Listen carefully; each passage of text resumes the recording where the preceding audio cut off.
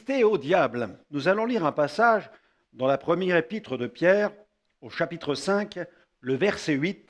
Pierre nous adresse cette parole, il dit « Soyez sobres, veillez, votre adversaire, le diable, rôde comme un lion rugissant, cherchant qui il dévorera. » Par cette mise en garde, l'enfant de Dieu est invité à vivre une vie d'humilité.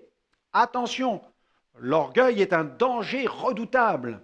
La discorde, la rancune, la vengeance, le manque de pardon sont des portes ouvertes aux ruses du diable.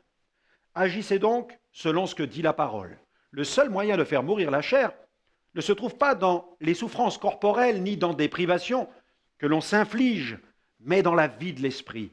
Une hygiène de vie spirituelle, une discipline personnelle, la croissance dans une vie de sanctification, l'édification par les ministères donnés à l'Église sont autant d'éléments qui contribuent à la maturité spirituelle et donc au triomphe sur la chair.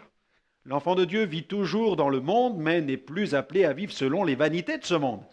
La plénitude du Saint-Esprit est le chemin de la victoire. Il convient donc de résister à l'ennemi avec le bouclier de la foi. Soumettez-vous donc à Dieu, résistez au diable, et il fuira loin de vous. Approchez-vous de Dieu, et il s'approchera de vous. Jacques chapitre 4, versets 7 à 8. Une vie spirituelle solide vous permettra de faire face aux attaques démoniaques les plus fortes. Pour cela, ayez recours aux armes de la lumière, revêtez-vous du Seigneur Jésus. Remarquez que le diable n'avait pas d'emprise sur Jésus, car Jésus ne lui donnait aucun accès dans sa vie. Soyez donc vigilants, veillez et priez. Voici une prière que je vous recommanderai aujourd'hui. Seigneur, je veux m'attacher à ta parole. Je veux veiller et prier afin de résister au diable à chaque fois qu'il viendra me tenter, me souffler des mensonges ou essayer de détruire ma foi.